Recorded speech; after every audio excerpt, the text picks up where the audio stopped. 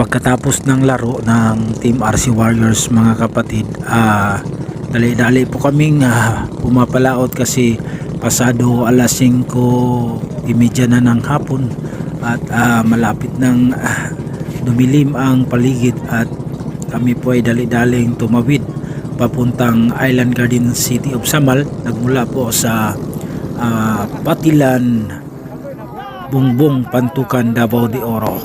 At masayang masaya po ang lahat dahil isa lang ang bangka naming baon, pero umabot po ng finals hanggang sa nakamtan ang panalo, naging champion sa larangan ng bangkarera sa open category na ng 7 horsepower.